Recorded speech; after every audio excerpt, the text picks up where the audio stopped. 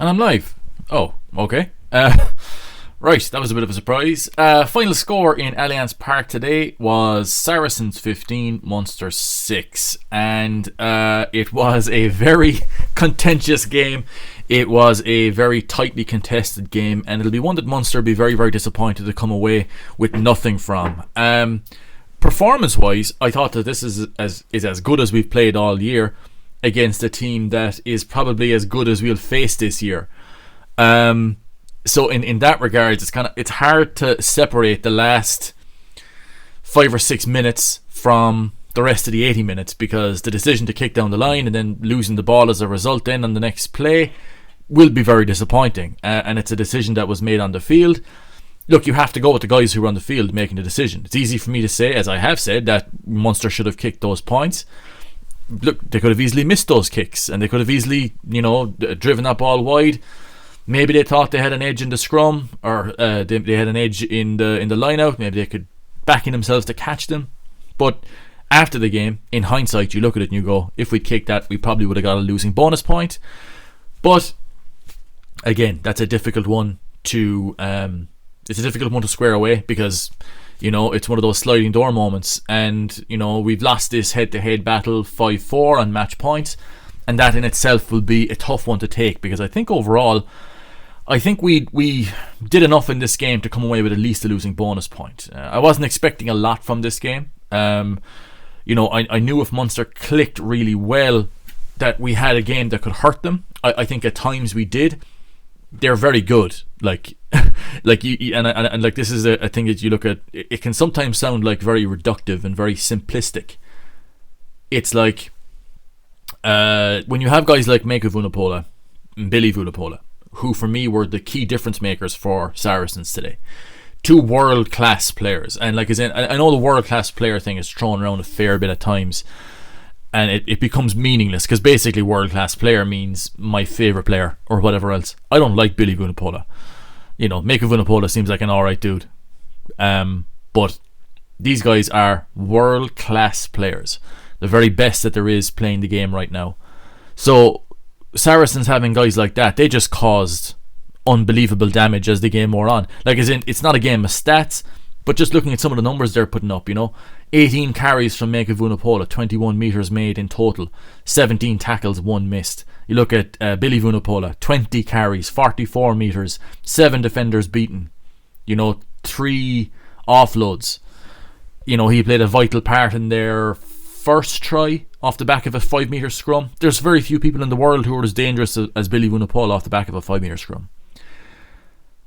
And it was a key part of the game. They were two huge difference makers for them today. And Munster, when you look at the difficulties that we had, the losing Peter O'Mahony before the game, that wasn't a gimmick. He pulled up in the warm up. Losing Ty Byrne after 10 minutes, losing John Ryan to what looks like a serious calf injury after the game, at around, I think it was around 30 minutes, when he was giving Mako Vunipola a real tough time at the scrum, were key moments. Losing Conway in the second half was a big moment for us as well. But still, you look at Munster down through the years, and maybe losing Peter O'Mahony before a big game so close could have a bad impact, but I thought Jack O'Donoghue came in and had a superb game. It's frustrating that the way that it ended, and there's kind of very little way to separate that, because at the end of the day, regardless of how well Munster played, and the difference between Coventry last season and this season, is they're worlds away. They're worlds away. I thought that when you look at quality of their front five overall, the quality of their front five, Kapoku probably will be an international. But I just thought that their front five was very, very impressive. Nick Ezekwe was very good. Ben Earl, very good. Kapoku didn't have a great game, but he's a young guy and experienced at this level. Vincent Koch, very physical. Mako Vunipola had a great game. Jamie George had a pretty decent game as well. These are, they're quality players, and when they have that kind of platform to play with, they can be very, very dangerous. And we started to kind of tire a little bit, not in the third quarter, kind of in the in between of the between kind of 60 minutes on And I suppose at that point we were kind of really beginning to feel it, like tiredness, because we were putting in a lot of tackles and we were working very hard in defence all the way through. Like, Chris Farrell, I thought, had a fantastic game. I thought he defended incredibly strongly. Gotta turn this off. Right, we defended incredibly strongly. I thought for the vast majority of the game, the tries that Saracens got were fairly hard earned. We started to fall off a small bit in the end, but like the guys who were out there were putting in just an unbelievable shift with regards to like defensive work, with regards to our decision making in defence, with regards to individual tackling. I thought that was very, very strong. But it comes down to the last couple of minutes, and rugby's it's punishing at this level. You don't do the job. You don't do the take points when they're on offer, much like against Racing, where that drop goal was an option. The missed penalty from JJ today, not taking that penalty at the end. These are the moments that cost you at the top level. Like, as in, when we were coming into this game, I was looking at Munster's overall performances this season, and I thought it would take a performance, much better than what we've shown for the vast majority of our season. I think even this year, calendar year, to come away with even a win, just given how strong Saracens are there for the most part, and we look at that last couple of minutes and thinking if we'd kicked that, we would have come away with a losing bonus point that we would have been delighted with. It would have been a real reward, and you back the guys to make the decision on the out there. Look, it could have been that JJ had a little bit of a tweak, didn't want to kick it. Maybe it was, the Rory Scannell. Maybe he just didn't fancy taking the kick or whatever else. Maybe they thought, fuck the kick. We can actually score a try off this and come out of this game really on top. But it just wasn't to be, and it's just one of those ones where you just have to take it on the chin. I thought individually Mike Haley had a very strong game. I liked the look of Chris Farrell, very strong. Rory Scannell actually had a very decent game for me too. Much better than the last time we played Saracens away, because it was in Coventry. The last time, I thought he played much better this time. I thought that Keith Earls had a pretty decent game as well. Didn't have a huge number of involvements, but that mostly came down to the strength of Saracens' defence. And there was a stat during the game that we were playing an awful lot off 9. A lot of our work that we're looking to try to do is off 9, and that's not because we're trying to be conservative. That's just how we're building our game, is through that interplay with that first 3 pod of players. When we look at to go wide, we didn't want. I think we wanted to try and hold, because if you look at some of the work in the red eye this week, we kind of wanted to hold what Saracens were doing, to hold that initial line up to their ABC defender, and then try to catch them afterwards. But where we kind of fell down, I think a small bit, is that we were losing some of those collisions. Not all of them. I thought we did well enough on some of those carries, and we were generating kind of the pace that we wanted to do. But it's just that we didn't have enough threats on the ball, I think, to constantly threaten their defence and to constantly threaten their alignment ruck to ruck and phase for phase. But I did think we were very, very competitive. I think when you look at the our overall carrying numbers, CJ's in positive numbers. Tyke Byrne was in positive numbers up until his, but for the most part, the guys who were running in that 3 pod were there to generate a platform. Not necessarily we're going to beat him one out, but to generate a platform from which you can then create something a little bit more expensive. We kicked a fair bit, but that was to be expected. Didn't get a huge amount of return on it. I don't think Conor Murray had a fantastic game here either. I think that his box kicking was pretty good for the most part, but again, there's just a little bit of a hitch in his pass at the moment, and there was a noticeable change in tempo from Nick McCarthy when he came on. Now, whether this is going to end up something that's going to end up being a problem long term, hard to say, but it is something that, when we look at this game overall, I think there's, like, this season I'd be surprised to see Munster go very far in the Champions Cup. I think our group is lethal. We're not at that level yet, just in my own opinion. I think that the Pro 14 is to win it is a realistic thing for us this year. But I think we're just a couple of players away from being able to challenge teams like this, champion sides like Saracens in their own patch, to really, really stick it up to them. But we were very close today. But close is worth fuck all, you know. Close doesn't get you match points if you don't have them on the board. Close is just an objective observance of a game. Saracens may well think, look, we were never in danger, we were this, that, or the other. You know, if you don't do it on the scoreboard, it doesn't matter. You know, and I think that's ultimately going to be the lesson coming away from this. You know, because we're still missing the likes of, as Tim O'Donnell points out here, Dave Kilcoyne. He's a huge player for us with regards to our ball carrying impact. We've done incredibly well in his absence, I think. Joey Carberry has still got to come back into this team as well.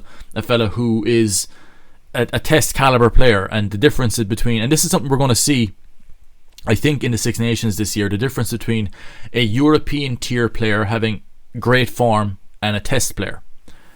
There's a big difference, and we're finding out that the difference between test level and top European level, there's a step above. And if you look at Saracens and Leinster, there are two teams that have got test quality everywhere, so they look a level above the teams they play for the most part.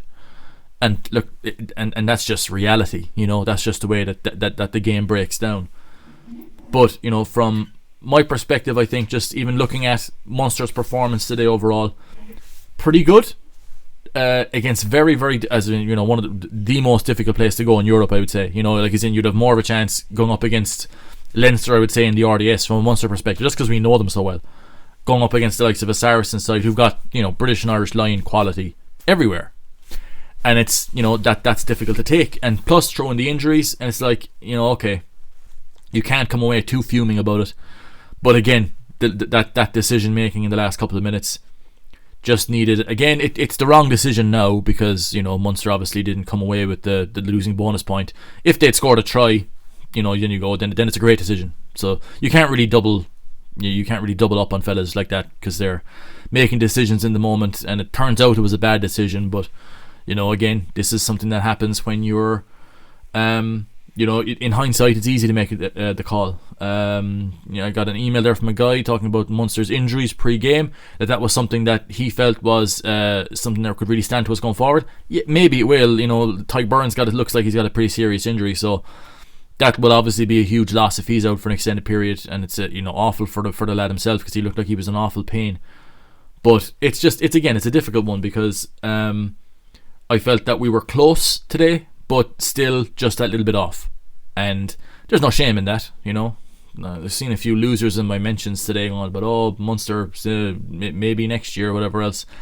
But again, I never really got that mentality, because if you don't win this year, then your target must be to win next year. I mean, that's sport, isn't it? Like, I don't know, it's strange, but it's like yeah. So from Munster's, from their perspective, I think they're looking at this and going, you know, just a small bit off where we needed to be. There's a few opportunities I think we left behind us, a few expensive passes that we took that maybe weren't on, but these are the growing pains we're going to be going through this season, because again, I don't think we're going to get where we need to go by tightening up our game. We don't have the players for it. So I thought in that regard we looked quite good. Our passing looked pretty crisp. We were looking pretty, you know, like as in just looking here, my statistics page, are like we were running on roughly around 50-50 possession and territory. That's what kept us close into the game. I thought we were very good that way. I just think it comes down to we just didn't have enough ball carrying threats. You know, our passing has certainly improved. We're more accurate. We're more expansive. We're passing. The quality of our individual passing is quite good. But just individually, I think we're just not threatening the likes of a Saracens. Because I think this performance that we brought today would have more than likely beaten the vast majority of teams in Europe. Because I think, as we're seeing this year, there is a definite tier system in Europe. There is Leinster and Saracens are at the top. The likes of Racing, Toulouse, Munster, I'd say those, Ulster maybe, are in that kind of second layer, and then the gap between everybody to everybody else is colossal. It's just a cavernous gap, and again, it just comes down to the more test players you have in your side, the better, you know. It's and it's hard to accept sometimes, because you don't want to accept it comes down to who has the best players in the team. But it's so often in big games, because it just comes down to that, who has the most amount of test quality. And it certainly paid off for Leinster today. This question from Dean Murray: not doubting Murray's quality, but JVG must surely be considering dropping him. For the last 18 months, we've looked better in attack without Murray. I think that's mostly true, to be honest. I suppose it comes down to, from the coach's perspective, is that that Conor Murray at his very best is Lions tier, and is a guy who is incredibly good and incredibly dangerous. A guy who's, when he's at his best, is better than any scrum half on the planet. But then you also have to see that he's not really playing that well, and sometimes Conor Murray's average is better than most scrum halves' best. But it just seems right now that he's just slightly behind, I think, in some of our passing routes and some of our from what we need in the moment. And he looks to be struggling for a bit of form this calendar year. Since he's come back from the neck injury, actually, I think he hasn't looked great. Again, I think the best I've seen him play this season, or like this calendar year, was in Gloucester back in January, where he was unplayable. I think that having a guy like Joey Carberry back will be a help to him. That's not a shot at JJ. I think JJ has been very good, but I think Murray is a guy who operates on trust an awful lot, as in, and you can just see it. He treats the ball differently depending on who's playing with him, and I just think that he hasn't been great. We've looked like we've played more tempo when Mathewson or McCarthy even today came on and looked like he had more buzz and zip in him. It's difficult for him right now for whatever reason. And it's just one of those things that, when the team isn't necessarily playing well, or you're not getting great quality ball, the scrum half can get a lot of shit because he's dealing with shit. So he looks bad by comparison. Today I think he had decent ball. He didn't make any glaring mistakes, but this is the kind of the weird thing when it comes down to the scrum half, because the scrum half is like the rhythm setter for the entire team. He touches the ball more than anybody else, so they almost become the personality of the team, as in when the ball is moved around and when you're because for me, look, the scrum half is the most important halfback. I know the 10 is super important, and having a really, really good 10 is important, but the scrum half is the connection and the chief decision maker. Especially Conor Murray is kind of the guy who makes the decisions for us.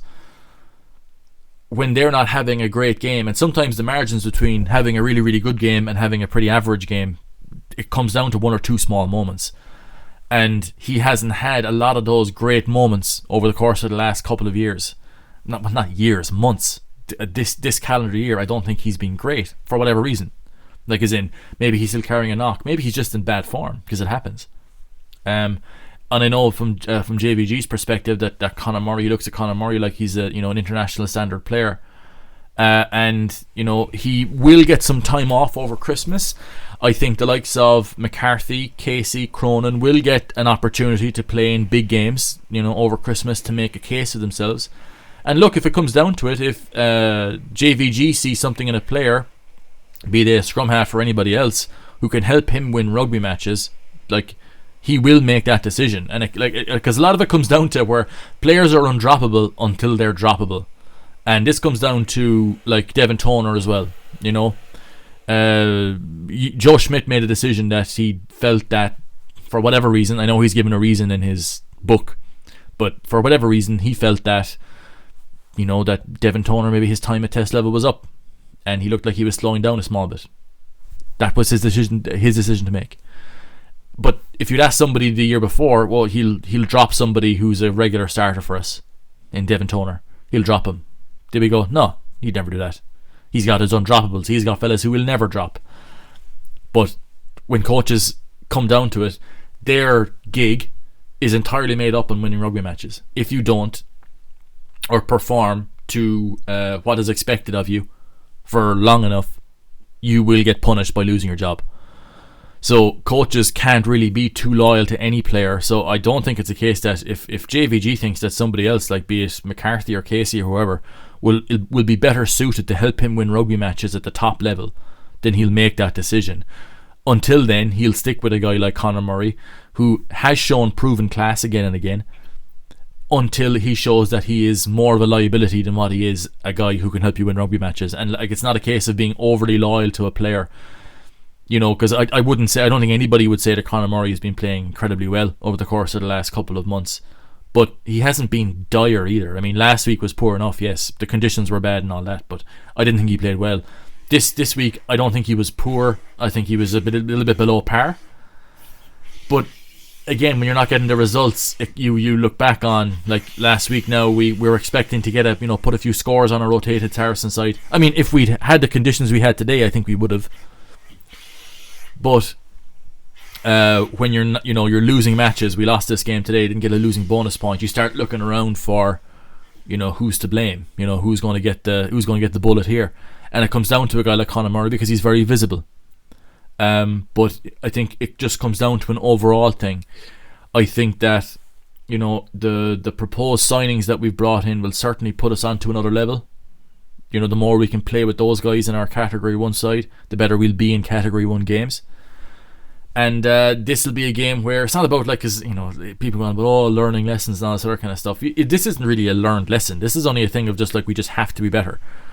And it's only a hindsight thing afterwards where you go, okay, look, when you win you're great, when you lose you're not, and that's just the reality of sport. And I think that reaction to it is I think pretty understanding of it. I think Munster came into this game, if you told me before the game that we'd be without Tyke Byrne and Peter O'Mahony after the first 10 minutes of the game, I would have thought that we'd be in big trouble. But I just think that new coaching structures in place, some new players coming in, a few contract decisions that will be made and done over the next couple of weeks and months. It's about developing, and it's about being better, and it's about winning things. And Munster are certainly looking to win things this season. But it is a journey, and it is an area of growth for us to have that kind of stability that generally is the relation and the correlation between long-term stability and winning trophies is pretty strong, and we haven't had that for many years, but still are competing at a top level. I got another email here from a guy basically bemoaning the lack of seeding in the European Champions Cup, that it is pretty outrageous that Munster should be in a group with basically two finalists in the last 2 years. And yeah, I know. I agree to a certain extent. The seeding is the seeding. We can't help it. And if we'd beaten Leinster last year in the semi-final, we would have been in a better spot, and even winning our conference would have put us into a better spot. And that is a question I think Ronan O'Mahony, on Ronan something, whatever his name is, on Twitter there mentioned that Leinster's pool is full of people who didn't have Champions Cup rugby last season, and they'll come out of that pool if they could come out of it with 29 points. I think that would be a realistic return for them, because Leinster are that good. But this comes back to the tiers I was talking about, that Leinster and Saracens are on a tier above most of the sides in Europe. So it's hard to explain it in any other way, as in that I would expect Leinster, looking at their pool, I expected them to walk it at the start of the season before any of the games came up or whatever else. I expected them to absolutely stroll their pool, because the quality just isn't there. Saints are doing well in the Gallagher Premiership, but there's a big difference between a decent Gallagher Premiership team and a European power, almost test level quality side like Leinster. There's a huge difference. They're really it's night and day. So it's from that perspective, it's I would expect Leinster to go and beat Saints as they did today. I didn't even see the final score in that, actually, because I started recording. The game wasn't over yet. What was the final score in that? Why can't I see it?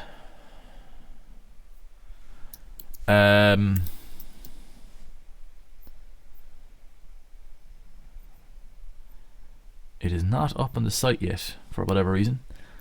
But today now, I was just watching Leinster against Northampton, and Northampton were game enough.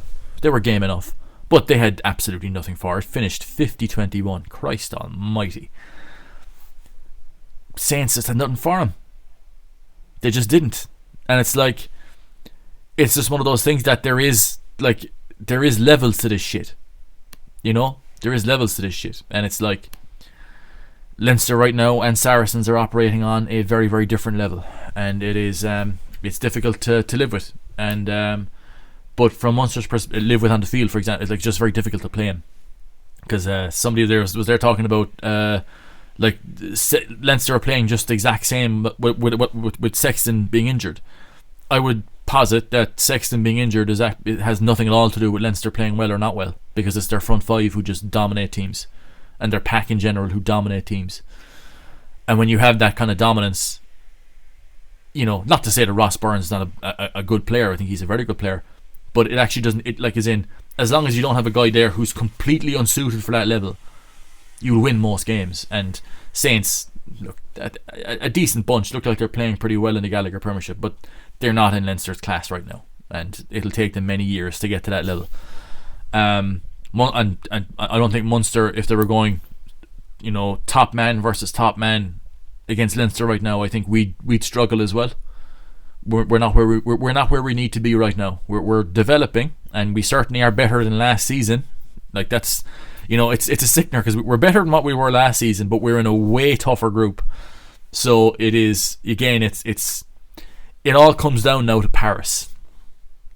And looking at Ospreys last night, I think that we certainly could get a result there, because that now will define the pool. Because I'm just looking at our standings overall, just to get down to what we actually need to do in the next couple of, in January, what we need to get out of this pool.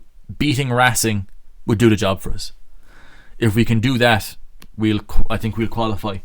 But if we lose that game, then we're done, and it's as simple as that.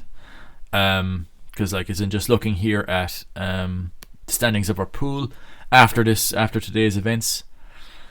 Racing are on 17 points. We're on 11, still in second place. If we beat Racing, we'll be on 15 points. If we beat them with a bonus point, we'll be on 16. If we deny them a bonus point at home, which again would be a massive result, possible, but again, a tough one to look at. If we do that, we'll have a game against Ospreys in the last day of the season to win the pool, as long as Saracens beat Racing, because Saracens will be looking to qualify in second place at that point as well. But again, that's the reality of it. That's where we have to, it comes down now to beating Racing, and if we can do that, we'll certainly have a chance. You know, depending on beating Ospreys, which I imagine we would do, but we'll need to get our top guys in the field. Getting Carberry back is of vital importance. I still think he's our best attacking player. Him coming back in at 10 will improve us. But when I'm looking at, you know, what we need from this pool, it's very simple. Now it's a must-win game in Paris. If we don't win, we're done in this pool, and we'll have to be focusing on the Pro 14. So in that regard, it is hit or miss, you know, win or bust. And, you know, look, for an away game in Paris, I think we'd back ourselves to have a crack in that game. It's going to be very difficult, but we certainly have the ability to do it. Anyway, overall, a disappointing result in the end, and I suppose not coming away with a bonus point is disappointing. The result was poor. The overall performance was good, but that's not going to be the focus. You know, it's about coming away with points. We have enough decent performances and not coming away with what we need. We do need to have a change. We need to start picking more up in these games if we can. I think we can be ready to ascend to that level, but we're just not there yet. And especially if you want to go away and beat the likes of a Saracen side, we were good, just not clinical enough when we needed to be, and disappointing, but more positives than negatives overall, especially given the quality of the opposition and the performances of some guys like Jack O'Donoghue and stuff like that. So look, disappointing in that regard, but overall a decent performance. Result wasn't great. What can you do? Thank you very much for listening to me. The Wally ratings will be out tomorrow. I've got to write a review for the Examiner now, and all the rest of the content will be out this week. A little bit more stuff because there'll be less stuff to focus on with the Champions Cup finishing up now for the next couple of months. So thank you very much for being a subscriber. I'll talk to you again very, very soon.